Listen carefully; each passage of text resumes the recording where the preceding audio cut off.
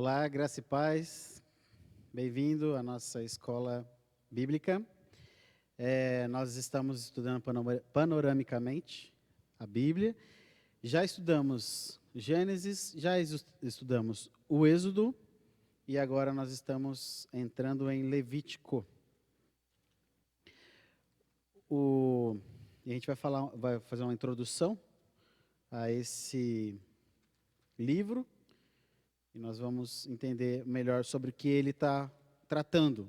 E nós vamos falar sobre ele em duas etapas também. A gente tem buscado dividir os livros para poder aprofundar um pouquinho mais, mas permanecendo a proposta panorâmica de estudo. Eu quero orar com você. Vamos orar primeiro? Pai, nós te agradecemos por mais esse dia, por mais esse estudo. Nós pedimos que o Senhor continue se revelando a nós, que o Senhor continue trazendo mais da sua pessoa para nós. Nós queremos muito te conhecer, nós queremos muito saber quem o Senhor é, nós queremos saber o que o Senhor tem para nós. Nós temos nos sentido muito amados pelo Senhor, porque o Senhor se revela e o Senhor tem muito interesse nesse relacionamento. Nós te agradecemos, Pai, mas pedimos que o Senhor continue nos mostrando quem o Senhor é e o que o Senhor tem preparado para nós, desde o passado até o futuro e eternamente, Pai. Nós te louvamos, te agradecemos, em nome de Jesus, amém. Amém? Vamos para o slide, então. A gente está, então, entrando hoje no livro de Levítico, e o livro de Levítico, ele trabalha essa providência, né? Deus providencia um meio para as pessoas viverem em sua presença. E a gente vai falar melhor. A gente deu uma introdução, quando estava terminando o livro de Êxodo, sobre essa questão do relacionamento de Deus, que antes estava na montanha e ele agora montaram uma barraca. O pessoal montou um acampamento do jeito que ele pediu, para que ele pudesse ficar dali do meio e se relacionar com o povo. Só que não era só montar a barraca e se relacionar, existia uma série de leis e de regras a serem seguidas para que isso fosse bênção, para que isso alcançasse o povo como bênção. Então, a gente vai hoje caminhar do capítulo 1 ao 7. Uma divisão do livro em duas, é uma divisão aceita, uma divisão comum, já utilizada por muita gente, e ela vai nessa primeira de 1 ao 7, e depois termina até o 27, se eu não me engano. Eu separei o texto de Levítico 11, 45, onde está escrito assim, ó: Eu sou o Senhor que vos faço subir da terra do Egito, para que eu seja o vosso Deus. Portanto, vós sereis santos, porque eu sou santo. E nós já vamos começar falando sobre a palavra santo. O que quer dizer santo? A palavra santo quer dizer separado. Separado. Separado do quê? A palavra, ela é uma palavra, então ela pode ser aplicada em vários contextos. Neste contexto bíblico, ela está dizendo sempre o que é separado para Deus, o que é separado para exclusiva utilização de Deus, né? Então, essa frase, sede santos, porque eu sou santo, ela aparece diversas vezes na Bíblia, principalmente no Novo Testamento. Ela é citada como um convite, como uma ordem, como um chamado, sendo que quem santifica a nós é Jesus Cristo. Quem nos santifica é a obra de Jesus Cristo na cruz. Então, naquela época, ele estava dizendo, sede santos, porque eu sou santo. Ele está dizendo aqui nesse capítulo 11, por exemplo, sede santos, sede separados das outras nações, porque eu sou santo. Então, ele vai falar para os levitas, sede santos dos outras tribos. Por quê? Porque eu sou santo. Ele fala para nós, você hoje em dia, seja santo, porque ele é santo. Seja separado do mundo, seja separado das coisas que contaminam. Se afaste daquilo que contamina. É interessante você entender que uma coisa que é santa, ela não santifica o que é impuro. A gente gostaria que fosse assim, né? Que o que é santo, ele vai automaticamente purificar uma coisa imunda, mas não. Na lei de Deus, a gente aprende nos textos do Novo Testamento, pelo raciocínio de Cristo, pelo raciocínio de Paulo, a gente vê que o que é de Pedro, né, também, o que é imundo contamina o que é santo. E o que é santo não purifica o que é imundo, a não ser que haja um processo de santificação, um processo de separação, um processo de purificação, ok? Então, é muito importante entender isso pelo raciocínio bíblico. O que é de Deus é separado, não pode misturar. Beleza? Vamos andar? Então, vamos apresentar o livro. O livro de Levítico, o livro de Levítico, ele vai apresentar para a tribo de Levi as funções deles. Aí você fica assim, meu Deus, por que que eu tenho que ler um livro falando para uma tribo o que eles têm que fazer? Que leitura difícil, né? Na verdade, quando o pessoal começa a ler o livro de Gênesis, o pessoal voa, né? Uau, estou lendo a Bíblia, lê Gênesis todo, uau, terminei 50 capítulos. Entra em Êxodo, é emocionante, muita coisa, mas já começa, lá no final do Êxodo, começa a citar, montar a tenda, depois como tem que ser, depois mostrando eles fazendo. Fala, poxa, está repetindo o texto, tanto capítulo repetindo. Então, você vai caminhando, mas quando entra em Levítico, acho que Levítico é o campeão de atolar a leitura bíblica de muita gente. Como que o pessoal para em Levítico? Se você conseguir superar Levítico na sua leitura, você ainda entra em Números, que é uma numeração de povos no início da caminhada do deserto e depois no final. E é nome de gente, é nome de gente, é nome de gente. Então, Levítico e Números, acho que são esses grandes responsáveis pelo atolamento na leitura bíblica. Não se atole, continue na leitura. Inclusive, a gente brincou quando a gente falou de Gênesis, que Gênesis é um dos textos bíblicos são livros mais lidos pelo povo, e não é pelo interesse, é pela tentativa de ler a Bíblia toda. E aí chega no Levítico, dá essas enroscadas, né? Então, a gente falou também que os livros, durante milhares e muitos anos, eles não tinham esses nomes que nós carregamos hoje.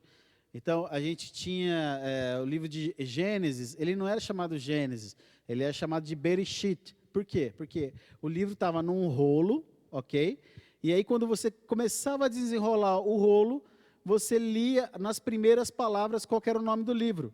E qual era a primeira palavra do livro de Gênesis? Bereshit, que é princípio, né? Quer dizer princípio. E aí, o livro de Êxodo não chama Êxodo, né?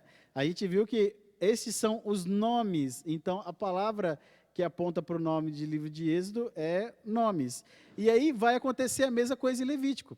Por quê? Porque Levítico, ele começa dizendo que Deus chamou Moisés de dentro da tenda.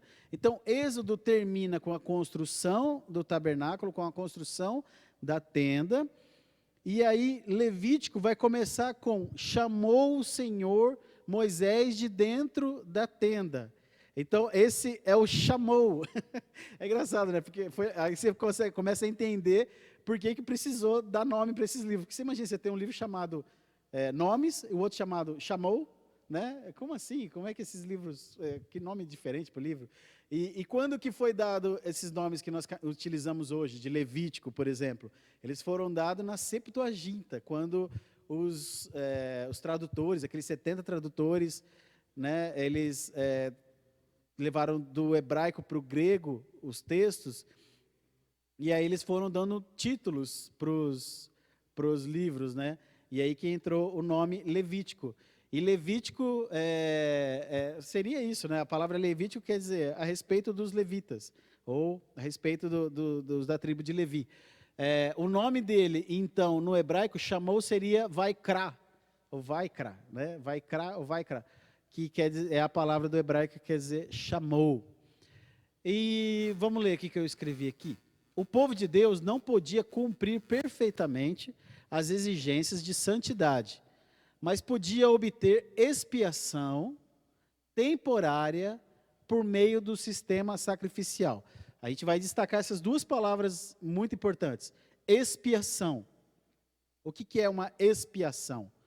Expiação é quando alguém morre algo, alguém, ou um animal, ele morre por conta de outra pessoa, por conta de outro ser. Então, é alguém que deixa de existir por conta do outro, né? Deixa de existir voluntariamente. Então, isso é a expiação. Qual é a expiação perfeita que hoje nós temos como salvação na nossa vida?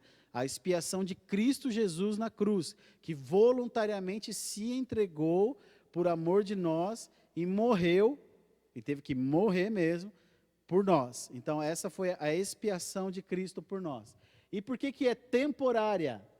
Aqui, ele está falando que o povo poderia obter, né, a expiação temporária por meio do sistema sacrificial. Então, existe um sistema montado, apresentado no livro de Levítico, de como seria o sacrifício para perdão dos pecados, como é que seria uma oferta de gratidão, como é que seriam festas, como é que seriam feitas as coisas relacionadas a Deus, mas principalmente a expiação de pecado, como que ele funcionaria para trazer salvação para o povo. E isso tudo que foi montado, ele foi montado propositalmente por Deus para funcionar temporariamente. O autor de Hebreus vai dizer que Jesus cumpriu uma vez a morte, por isso que Jesus não precisa morrer de novo. Jesus morre uma vez para nossa salvação, para expiação definitivamente pelos nossos pecados. Então, os animais, as ovelhinhas, os bodes e tudo, e boi, tudo que morreu, pomba, que morreu para expiação do pecado do povo antes de Cristo, foi temporário. Depois de Cristo, definitivo.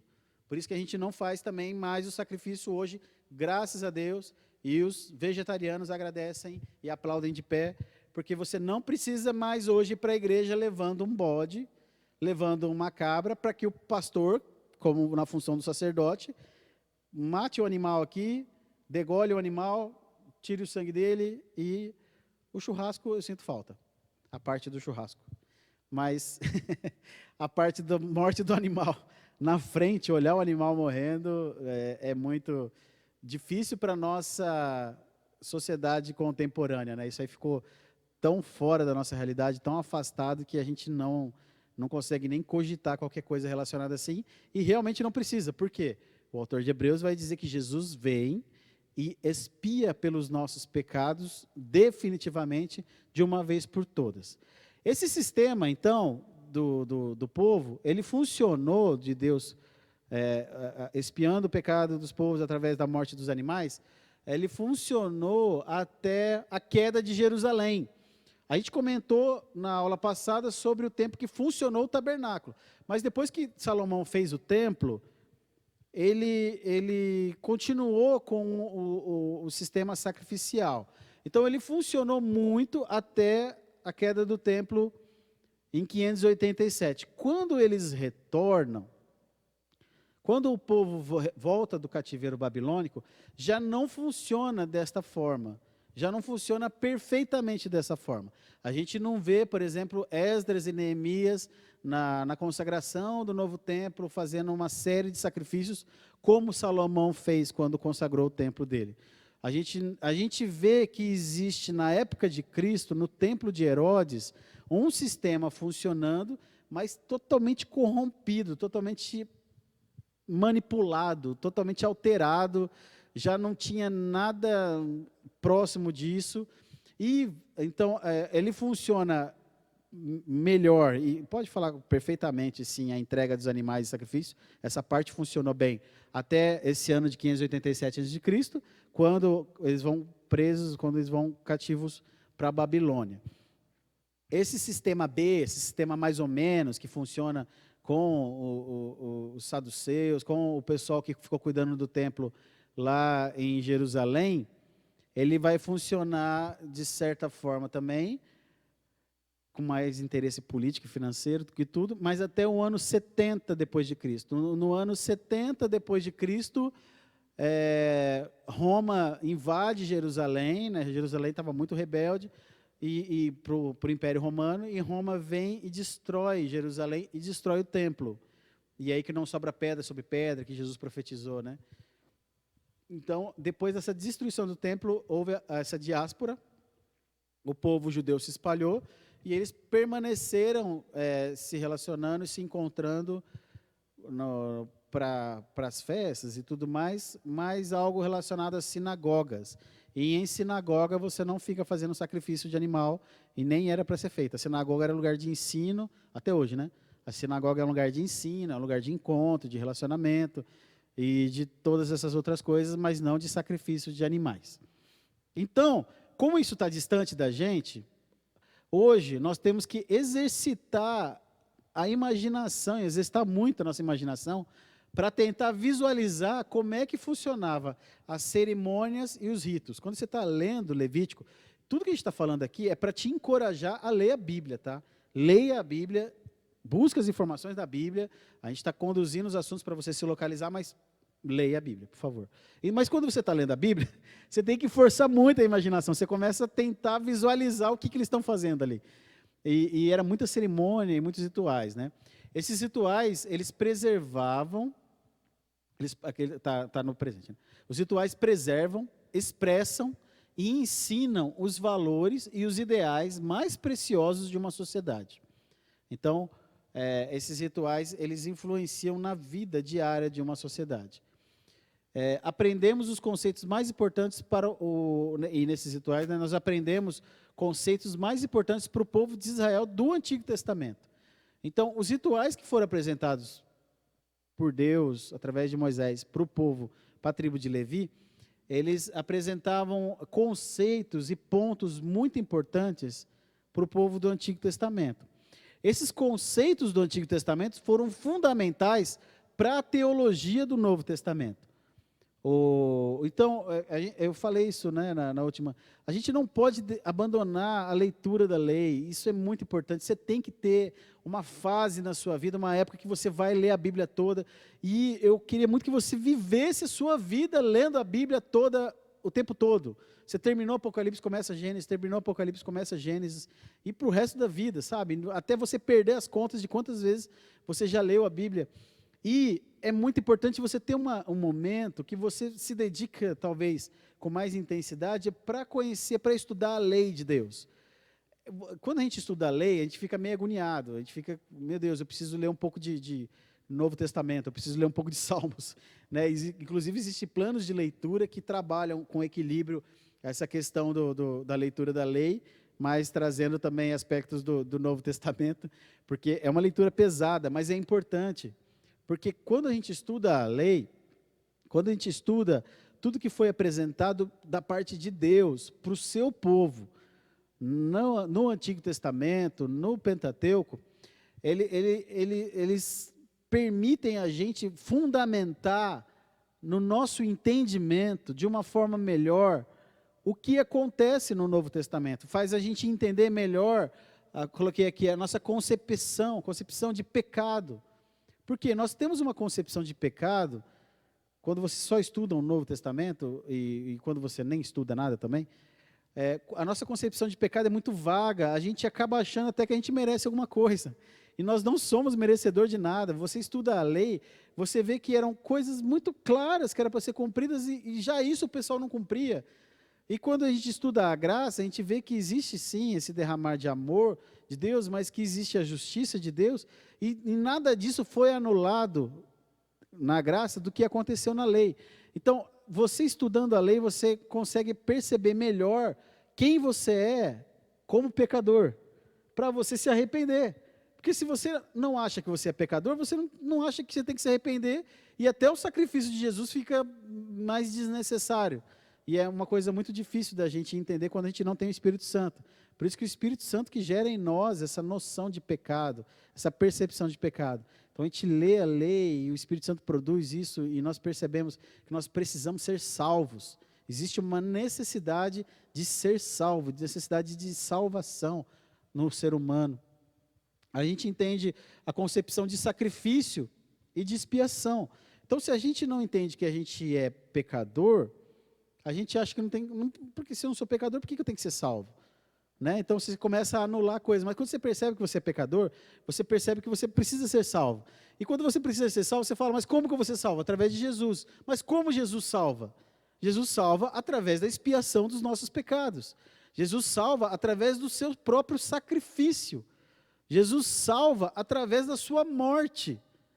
E ele morreu para a expiação dos seus pecados. E se você acha que você não tem pecado, você está preso no seu próprio raciocínio. Você precisa entender que você é pecador, eu preciso entender que eu sou pecador, e nós não conseguimos nos salvar por nós mesmos, nós não podemos cumprir a lei perfeitamente, e se você erra em um ponto da lei, você erra em toda ela. Se você peca em uma coisa, você já é digno de condenação, de ir para o inferno e ser queimado no fogo do inferno eternamente. Mas através da morte de Cristo Jesus, através da expiação dele pelos nossos pecados, nós somos salvos da condenação eterna, do pecado, da condenação eterna do inferno e de tudo que merece o pecador. O livro de Apocalipse vai dizer que no final das últimas coisas, o diabo e seus demônios serão lançados no inferno, né? E as pessoas também que não foram salvas vão ser jogadas no inferno, e todo o inferno, com o diabo e seus demônios e a alma dos que não são filhos de Deus, vão ser jogados no lago do fogo e enxofre, e ali vai ser eternamente esse sofrimento e essa dor. E como que a gente não vai para lá? Só através de Cristo Jesus. Só através da expiação dos nossos pecados através de Cristo Jesus. Ao mesmo tempo que o livro de Levítico parece ser tão distante, ele tem dois aspectos que são muito intensos, né? Uma coisa que a gente vai ver hoje na próxima aula é o quanto que ele aponta para Jesus. Você está lendo Levítico, e se você conhece a história de Cristo Jesus, se você já leu os Evangelhos, se você já leu Hebreus, por exemplo, você começa a se achar e começa a falar, Jesus está aqui, Jesus está aqui, Jesus está aqui. Você começa a perceber Jesus em vários pontos, né? E você começa a reconhecer essa expiação de Jesus pelos nossos pecados. E o livro de Levítico é citado mais de 90 vezes no Novo Testamento. E outra coisa muito interessante do livro de Levítico é que 90% do livro de Levítico, né, tem esses dois 90, né, o 90 vezes citado no Novo Testamento, e 90% do livro de Levítico é única e exclusivamente Deus falando. Então não é alguém dizendo, aí a gente conta uma história, e aí em algum momento Deus fala com essa pessoa e ela age dessa forma. O livro de Levítico não funciona assim. O livro de Levítico Deus disse, tal, façais tal coisa, façam isso, aquilo, faça dessa maneira, assim que fareis. Quando acontecer isso, façam assim. É Deus falando, Deus, é próprio Deus falando. Então, você quer saber como é que Deus fala? Se você não ouviu a voz de Deus, né? E a grande maioria de nós não ouviu, como é que você sabe como é que Deus fala? Você lê o livro de Levítico e você vai ver do jeitinho que Deus fala, como é que funciona a voz de Deus. Como é que funciona o falar de Deus, certo? Do capítulo, eu vou passar para esse lado de cá, só para a gente se localizar agora na leitura. Então, se você está com a sua Bíblia aberta no livro de Levítico, você vai ver que no capítulo 1, ele já vai começar com uma expressão, né? Deus já chama Moisés e já começa a falar com Moisés. E quando ele chama Moisés, ele já entra no assunto do holocausto. E a gente conhece a palavra holocausto muito hoje em dia pelo que aconteceu na época do nazismo, né? O holocausto da Segunda Guerra, o holocausto nazista. E essa palavra, ela já existia e ela já era trabalhada na sua essência lá no Antigo Testamento, na lei de Deus, e já no capítulo 1 de Levítico. Então, quando você está estudando Levítico, quando você começa a leitura de Levítico, você já é de cara apresentado a essa palavra holocausto. E você fala, uau, mas o que é um holocausto, né? Por que essa palavra está aqui e por que eu conheço ela do holocausto nazista, do holocausto da Segunda Guerra? Por que eu tenho essa informação? A palavra holocausto, Eu não sei se eu coloquei aqui, deixa eu ver. Aqui. Só que eu vou ler daqui mesmo. A palavra holocausto, ela é uma palavra de origem grega e ela significa algo totalmente queimado. É tipo o frango que a minha irmã faz. Minha irmã, ela é ótima cozinheira, hein? Ela faz uns bolos que a gente falava que eram os bolos dos Montes Sinai. Ficava alto de um lado, baixo do outro. Tinha quase um cenário de maquete. E o frango dela era o frango do holocausto, que era queimado. Nós sofremos, né, essa vida. Momento de confissão. O holocausto é alguma coisa que queima totalmente. Não, você não tira nada dele, você não salva nada dele. O holocausto, ele vai até virar pó, até virar cinza. Né? Isso é a palavra grega. E na palavra hebraica, que é a utilizada por Moisés aqui, no Levítico, ela é uma palavra chamada olá, né? Olá, a sílaba tônica é o olá, e que ela significa aquilo que sobe. Então, como que é aquilo que sobe e aquilo que queima totalmente, né? Quando está queimando algo, essa é a palavra holocausto. Quando ela está queimando, a fumaça está subindo, certo? Só que quando termina de queimar e sobe aquele pó, sabe quando sobra um pó e bate um vento e aquilo se espalha?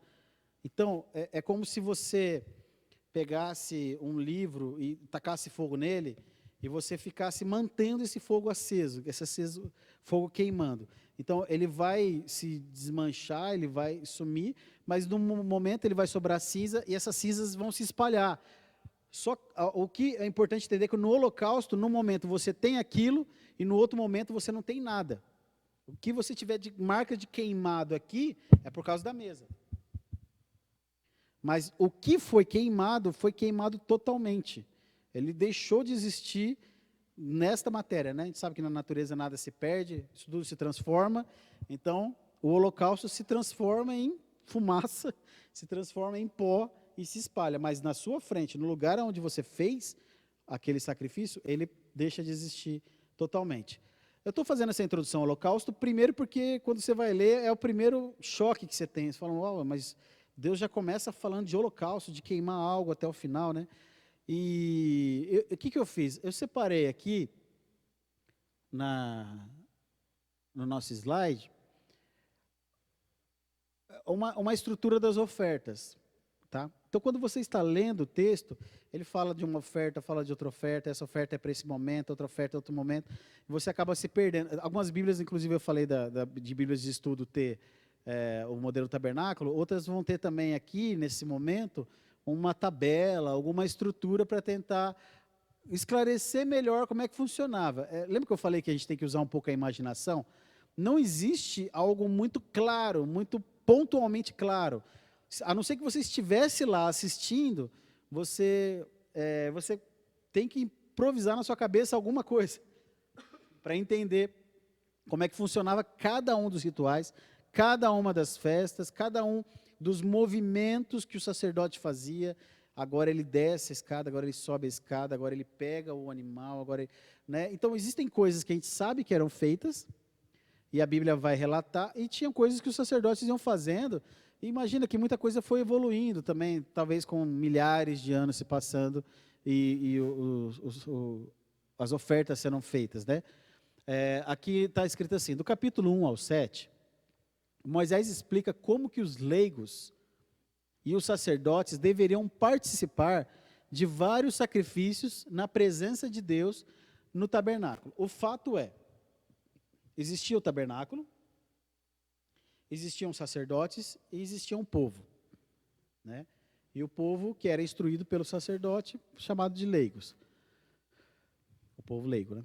Então, todo mundo, seja sacerdote, seja povo, todo mundo deve oferecer sacrifício a Deus.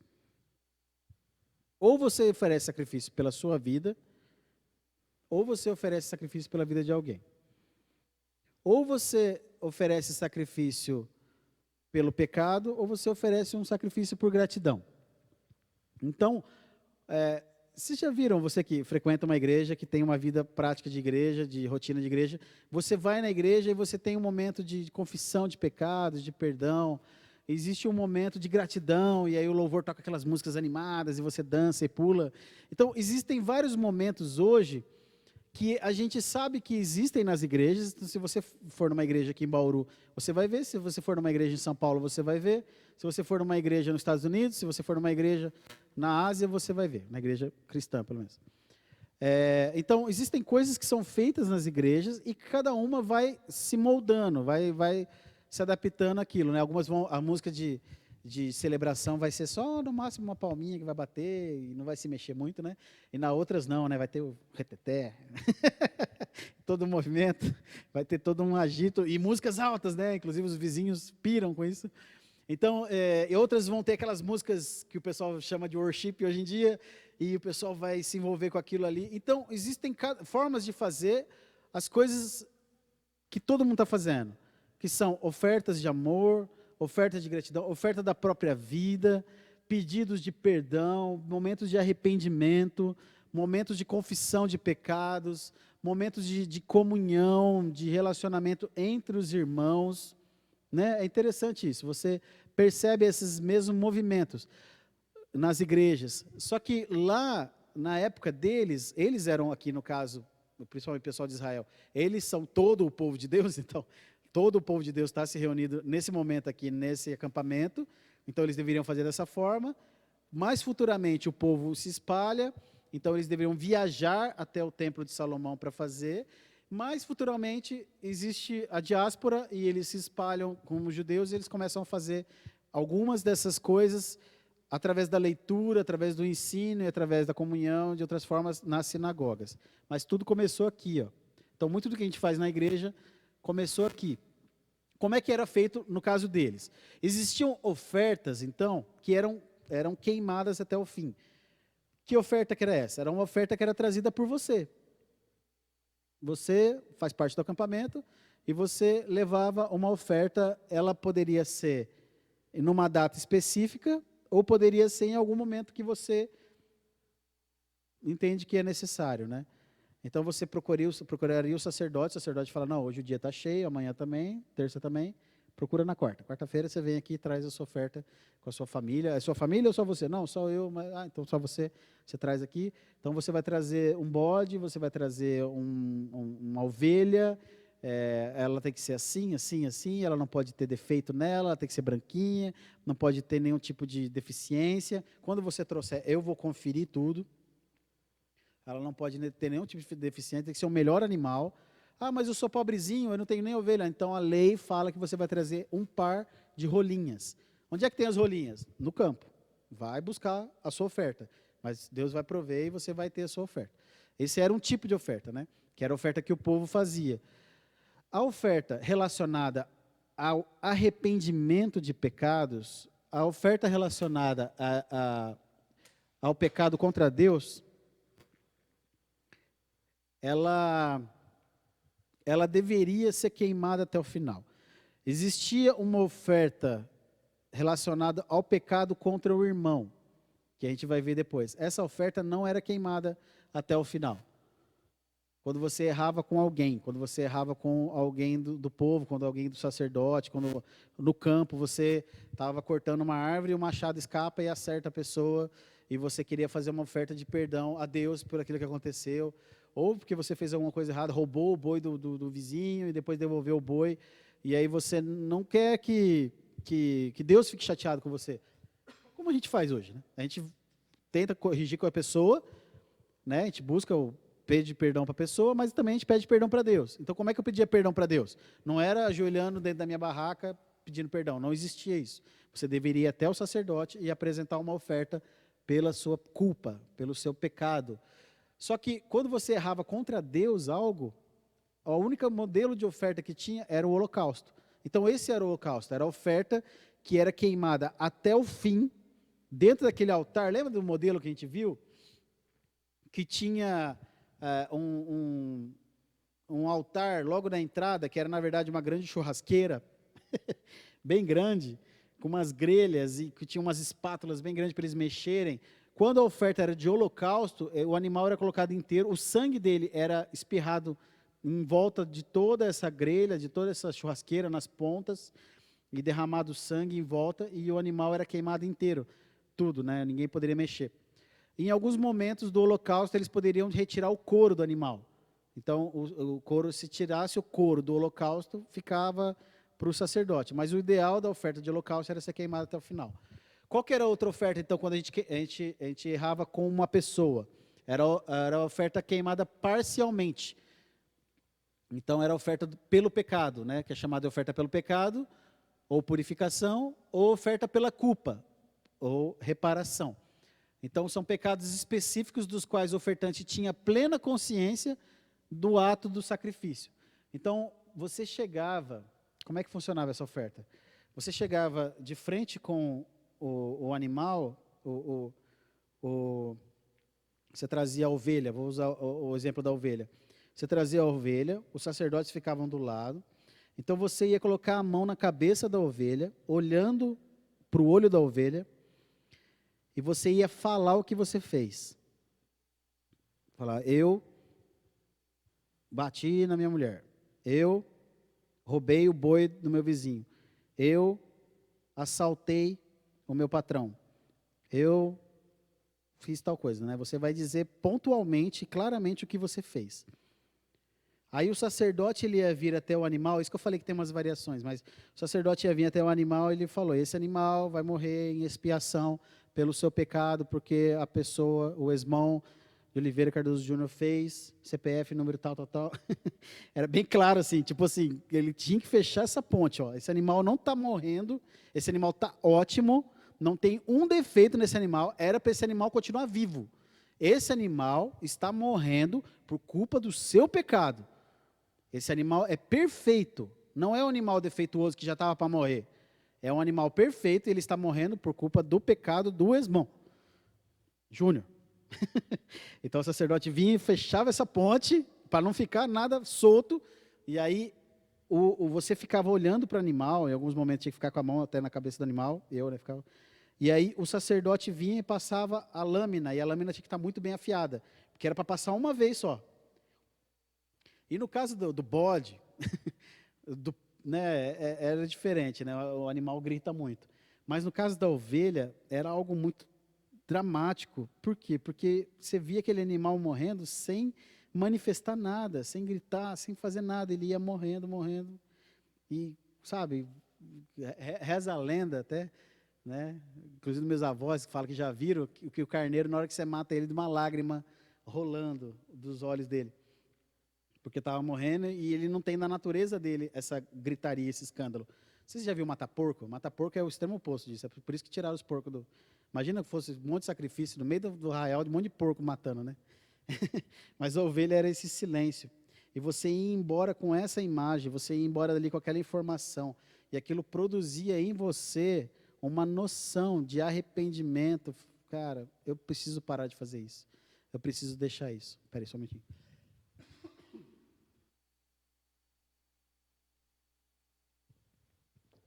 Pesado falar disso, né?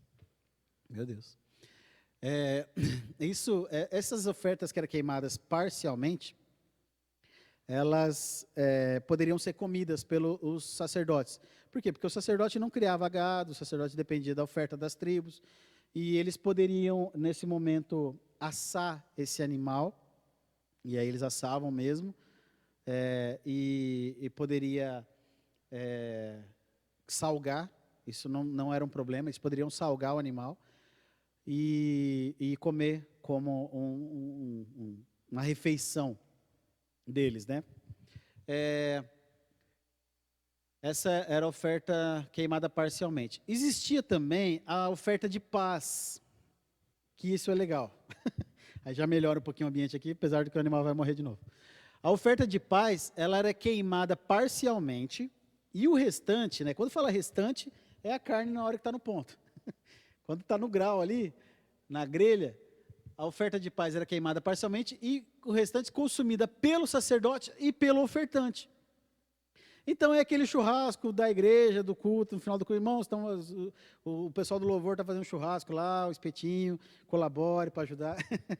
Então era um churrasco, era uma grande churrasqueada do povo junto. Era um momento que você fazia algo de gratidão a Deus. Era algo que você faria de comunhão com a sua família, com os sacerdotes. Era um momento legal. Então, por que eu falei que tem nas igrejas, né? Eu usei esse exemplo do churrasquinho, mas tem o caldo das irmãs, tem o cachorro-quente, tem várias coisas que o pessoal faz sim, que arrecada, mas também que tem uma grande função de comunhão, de trazer esse tempo de se conhecer, né? Aqui na igreja tem a festa de inverno, que esse ano não teve, e online acho que não vai rolar, porque não vai dar para ficar comendo aquele monte de coisa que a gente come na festa de inverno. Mas qual que é o foco principal da festa de inverno? Qual que é o propósito principal dele? É a gente estar junto, fala, gente, vai lá com tempo. Quando você vier na festa de inverno, não vem só para passar aí correndo embora, só pegar comida. Fica um tempo, vai ter música, vai ter mesa, você conversa, tira foto, faz brincadeira, e vamos ficar um tempo junto e ter esse tempo junto de relacionamento. Então, a oferta de paz, ela era muito relacionada a isso, né? Então, o que ela era? Era um sacrifício pacífico, então ela não tinha mais esse peso, no caso do pecado, e ela poderia ser feita em todos os momentos, mas tinha um dia especial que era para isso, que aí não era só da sua família, era um dia de todo o arraial, e ia dar um trabalho para o churrasqueiro aí, para os levitas, né? Acho que levita era gaúcho. Se fosse no Brasil, a tribo seria do Rio Grande do Sul, que ia dar um trabalho para fazer churrasco para 2 milhões de pessoas, né? Mas era muito churrasco, era o dia da expiação. O dia da expiação era um dia de grande celebração, era um dia de muita morte dos animais, mas é como a gente tem também no churrasco. Eu acho que os vegetarianos estão pirando com essa aula. Essa aula não é para os vegetarianos. A gente vai falar um pouquinho da oferta de manjares, aí depende se vocês ficam participando da festa junto com a gente aí. Mas que tinha um cheiro de churrasco no ar nessa época do dia da expiação, tinha, viu?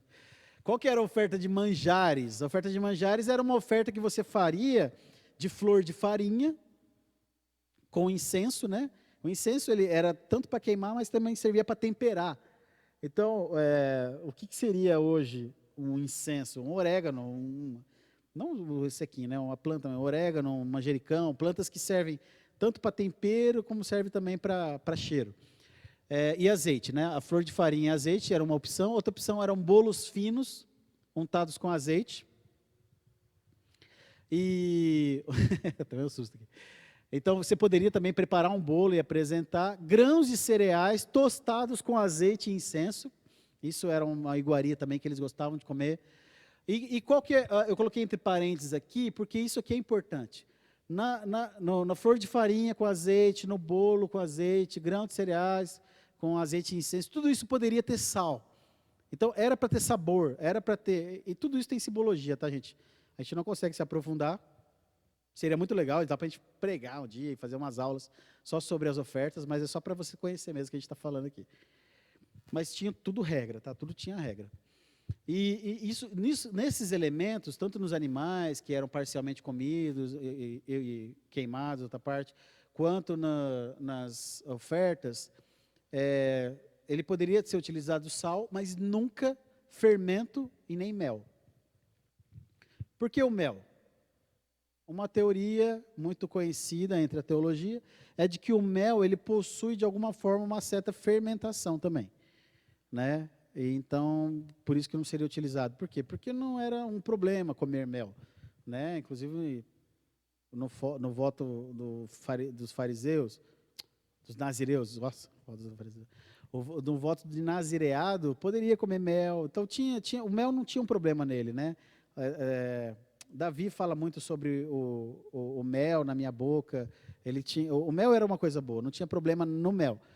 Mas o fermento tinha. No fermento, na oferta para Deus, nunca poderia ter fermento, porque fermento na Bíblia significa pecado, significa contaminação.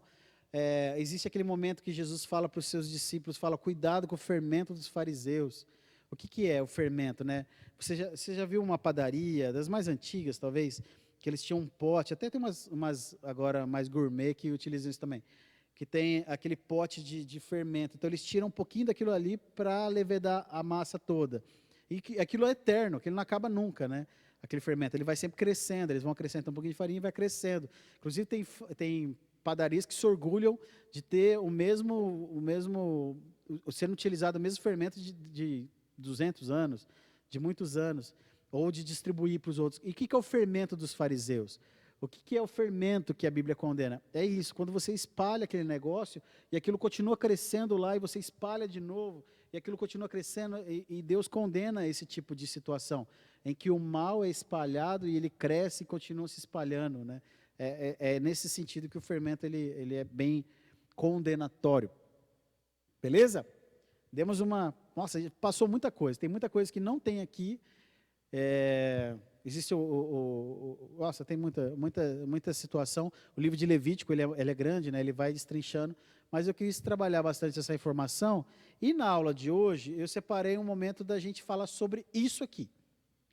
Por quê? Porque isso aqui é importante para o entendimento do livro de Levítico, isso aqui é importante para a próxima aula e para as aulas anteriores, tudo isso aqui é uma estrutura importante da gente entender. O que é isso que eu vou falar aqui? Ó? Vocês estão vendo? Olha que legal. Tem um sol, aqui tem um sol, e aqui tem um sinal de energia. E aqui tem uma seta, bem iluminada, apontando para essa estrutura. Lembra que Deus queria habitar no meio do povo? Deus queria ficar no meio do povo, Deus não queria ficar longe. Só que Deus é santo. E Deus é intensamente santo. Deus é perfeitamente santo. Esse Deus santo, esse Deus que é puro, esse Deus que não tem sombra de pecado nele, Deus que não mente, que não é homem para que se arrependa, esse Deus que é perfeito em todas as coisas, é perfeito em amor, esse Deus que é perfeito em justiça, ele quer, né, ele morar no nosso meio, e lá ele queria morar no meio do povo. E como que faz para alguém tão santo ficar no meio desse povo e não ser contaminado? Lembra que eu falei que o que é impuro contamina o que é santo, mas o que é santo não contamina o que é impuro? Entendeu? Não é que Deus vai ser contaminado, mas é que se não tivesse esse sistema funcionando, ele não poderia morar ali no meio. Ele ia ter que se retirar. Então, o livro de Êxodo, o livro de Levítico, em vários momentos, ele vai apresentar várias regras que a gente fica se questionando. Fala, mas por que isso? Apareceu uma mancha na pele da pessoa, tem que ficar afastada do arraial. A mulher está naquele ciclo menstrual, tem que ficar fora do arraial. Se a pessoa te fizer as fezes, fala que tem que cavar e enterrar, né? Que para a gente seria algo tão óbvio, para eles, para o povo no deserto, para o povo daquela época, até na época medieval, não era algo tão normal. Deus fala assim, ó, quando eu andar no meio de vocês, eu não posso encontrar isso aí, então vocês têm que enterrar mesmo. Tudo isso são aspectos sanitários, são aspectos de evitar contaminações, né, e tudo mais, mas tem algo muito importante, que é em cima disso que eu vou falar. É o seguinte, Deus é bom, e Deus é santo, e Ele quer ficar no meio da gente, e quando Deus está no nosso meio, nós somos imensamente abençoados por Ele. Quando Deus está conosco, nós somos cheios dEle. E isso é bom, porque isso traz bênçãos para o nosso meio, e nós queremos que Ele fique no nosso meio. Só que Deus é santo, tão santo, que mata. Deus é santo e tão puro e tão intenso, que se você não lidar com Ele da forma correta, você morre. Então por que a imagem do sol e da energia elétrica? O sol é muito bom. Quem não gosta do sol, né? Você pode não gostar, mas você precisa do sol. O sol faz a vida crescer, a terra, ela fica numa distância perfeita do sol. Que se ela fosse um pouquinho mais para perto, ela ia queimar tudo, ia cozinhar tudo. Se ela afastasse um pouquinho do sol, ela ia congelar. Então a terra fica na posição perfeita, ela está no lugar perfeito, aonde ela deve estar, com a quantidade de sol perfeita, para a gente ser abençoado por ela. Entendeu? Uma vez eu estava caminhando com o Miguel, e o sol se pondo, e uma cena muito bonita, estava absurdamente bonita aquele dia. E o Miguel ficou olhando, eu falei, Miguel, você não pode olhar para o sol. Mas ele falou, mas pai, é muito bonito. Eu falei, cara, eu concordo, é muito bonito, só que a gente não pode olhar para o sol, porque queima a nossa retina e você vai ficar com problema na sua visão. Aí você fica, mas por que se é algo tão bom, por que eu não posso olhar para ele? Se ele é algo tão bom e tão bonito, por que ele faz algum tipo de mal para mim? Se Deus é tão bom, por que eu não posso simplesmente olhar para Ele e Ele olhar para mim? Por que isso vai fazer algum mal?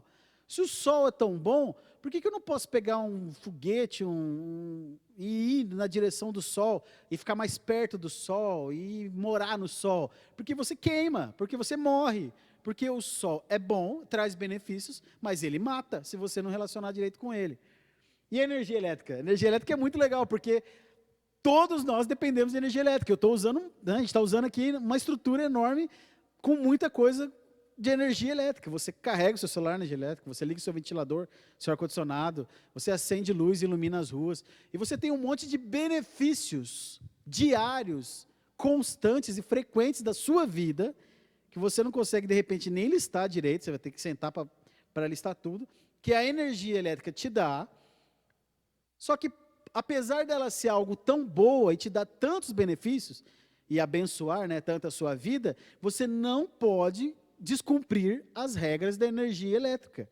Você não pode colocar o seu dedinho na tomada. Você não pode dar uma manutenção lá, fazer uma instalação elétrica, né, Lincoln? Igual a gente fez, e encostar nos 2 fios. Ou então depois, você pode até trabalhar na energia elétrica, mas tem um momento que você tem que desligar a chave, para você trabalhar com segurança ali.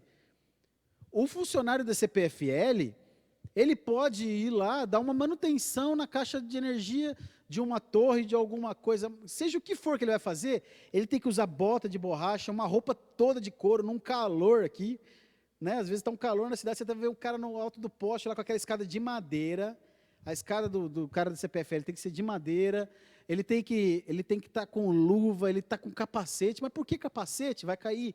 Ele está em cima de um poste, vai cair uma coisa da cabeça dele? Não, porque ele não pode encostar sem querer numa fiação.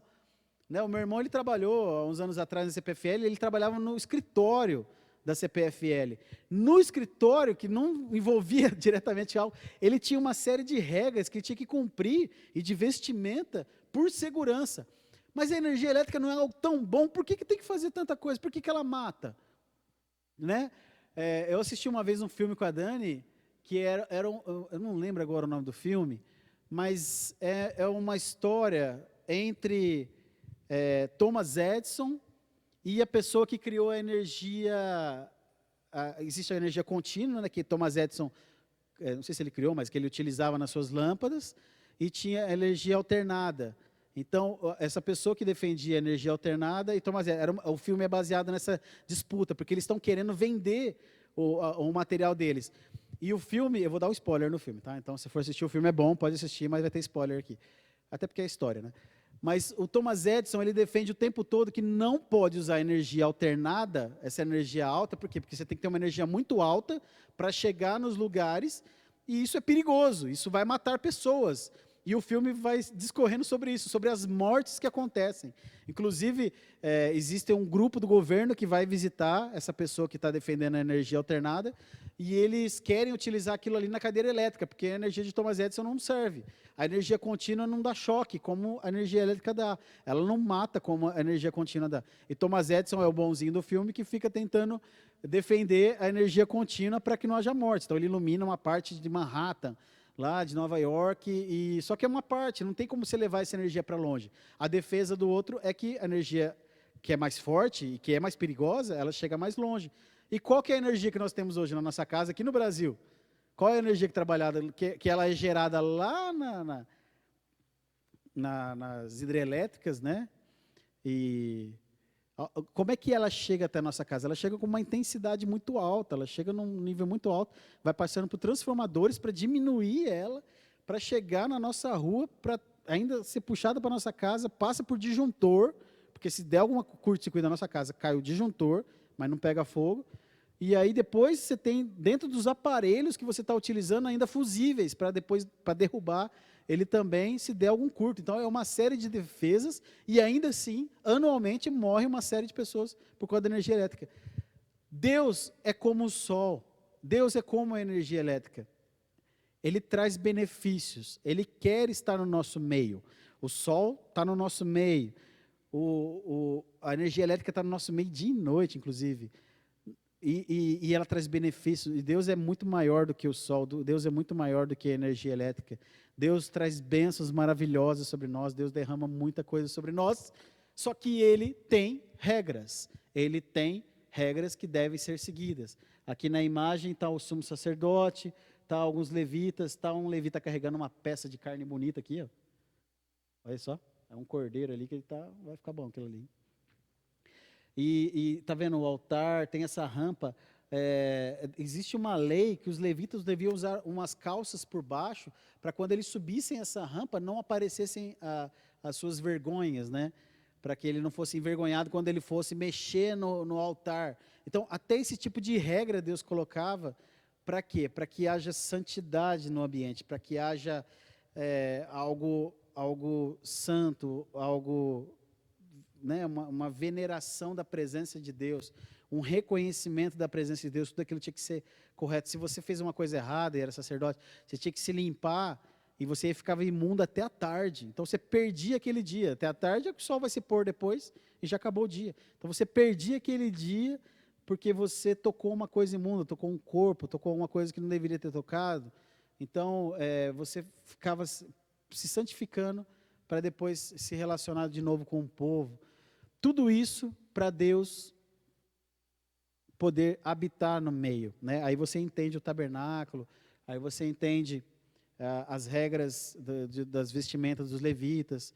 Na próxima aula, a gente vai falar um pouco mais sobre o trabalho dos sacerdotes, né? A gente não falou muito sobre o que os levitas faziam, só algo relacionado mesmo aos sacrifícios, mas já foi uma aula muito legal, né? Eu gostei bastante. Que Deus te abençoe, que você continue crescendo e aprendendo mais e conhecendo mais ao Senhor.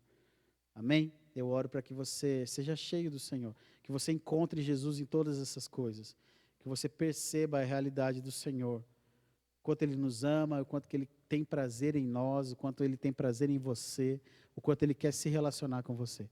Que Deus te abençoe, em nome de Jesus.